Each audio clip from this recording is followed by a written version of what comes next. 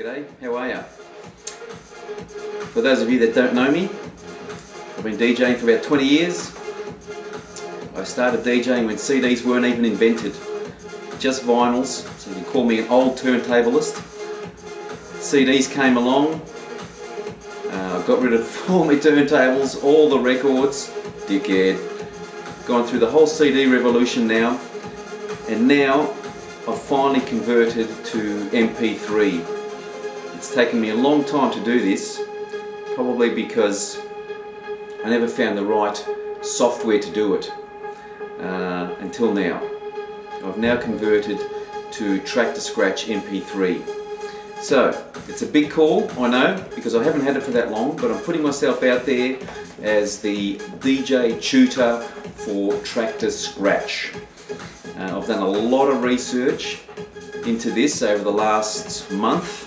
I've asked a lot of people on YouTube, watched a lot of videos, asked people that sell it, people that use it, and I've read the instruction manual about 3 times, and I'm going to read it again. So if there's anything that you need to know about Traktor Scratch, and I'm talking the software itself, not so much computer problems, but basically the software itself, if you want any advice, want anything to do with Traktor Scratch, I'm your man. And if I can't answer it for you, I will find out and get back to you, or I will point you in the right direction. Like I say, I know it's a big call, but I'm the guy to do it for you.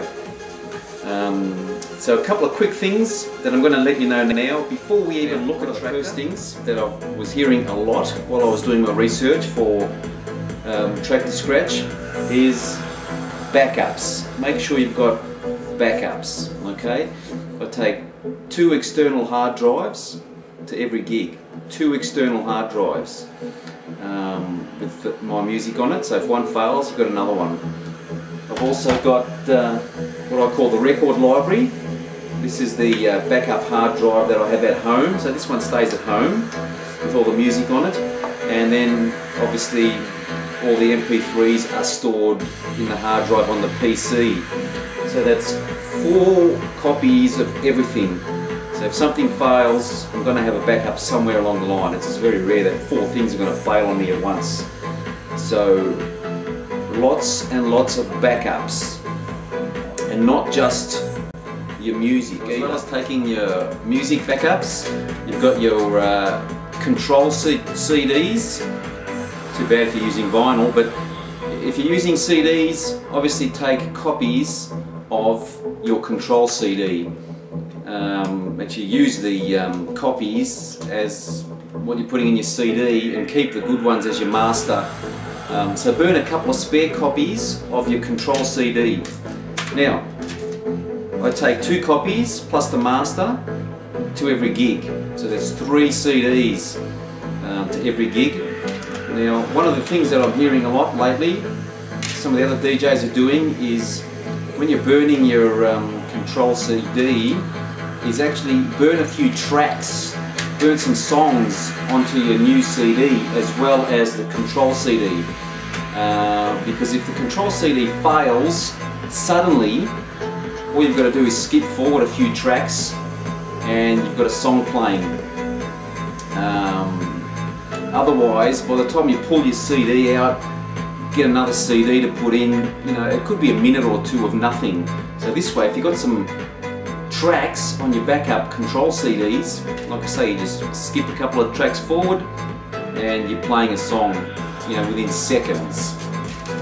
The next backup I'm going to tell you about goes on to my memory stick. Okay, there's a full version of Traktor Scratch on this memory stick. So obviously, if Traktor Scratch absolutely dies, I can reload it with my memory stick.